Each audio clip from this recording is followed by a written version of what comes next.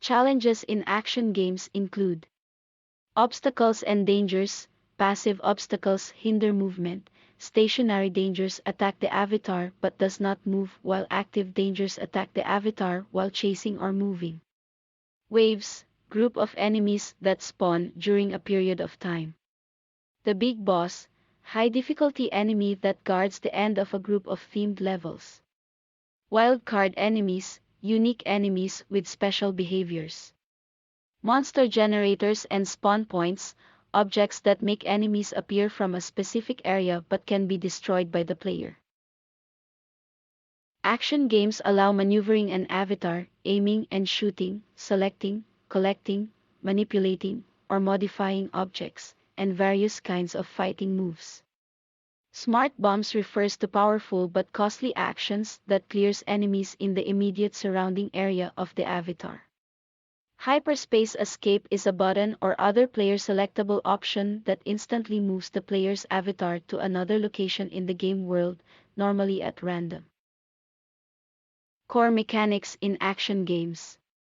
Lives allows the avatar a small number of recoveries from harm.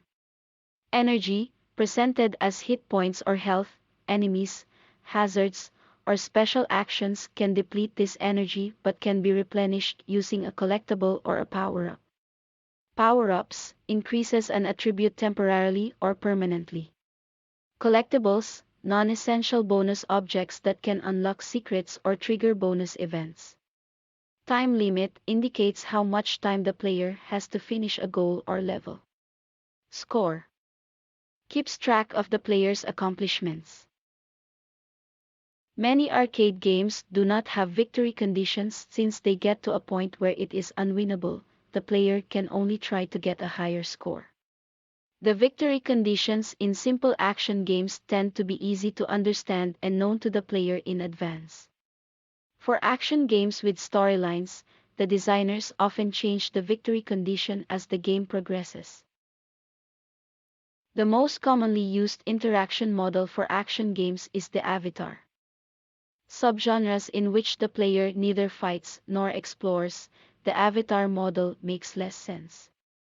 The nature of the actions you choose to include will tend to dictate your interaction model. Two-dimensional action games typically use one of two camera models, a side view or a top-down view. Continuous scrolling makes the view scroll continuously at a fixed rate from top to bottom or right to left. Variable scrolling makes the view scroll under or behind the avatar relative to the player's actions. Parallax scrolling creates a slight illusion of three dimensions in a two-dimensional environment by having background objects scroll more slowly than the ones in the foreground. This gives the impression that the background objects are farther away. First-person or third-person point of view is often used in 3D games. The first-person perspective can only let players see ahead of the avatar or whatever faces the avatar. The third-person perspective can let players see the avatar on screen, usually from a viewpoint in which the camera is behind and slightly above the avatar. While 2D games simplify the amount of visual processing for players, 3D games make greater use of the environment to present their challenges. The context-sensitive model makes the camera move around depending on the circumstances of the moment, controlled by AI. Context-sensitive perspectives are great for offering visual variety. How to help your player understand visual and audio indicators. Display only as much as the player needs to know, show the minimum amount of information. Keep it on screen, vital information should be immediately visible.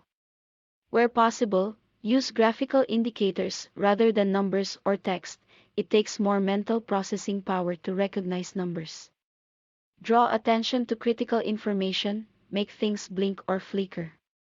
Keep maps in the primary gameplay mode simple and clean, maps must be immediately comprehensible. Use plenty of audio feedback, players depend on hearing cues of events. In action games, the player's avatar must be distinctive, with a unique shape, color, or position on screen. Quickly identifying enemies is equally important. Action games, with the exception of fighting games, require simple controls that directly translate to avatar action.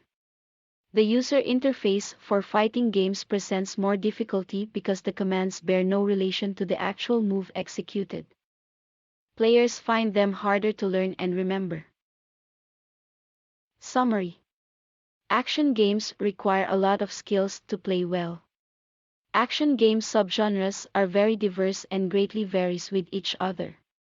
The essence of the action game remains unchanged: fast and furious, emphasizing physical skill under time pressure. The material used for this lesson was taken from Chapter 13 of the book Fundamentals of Game Design, 2nd edition, by Ernest Adams. Thank you for listening.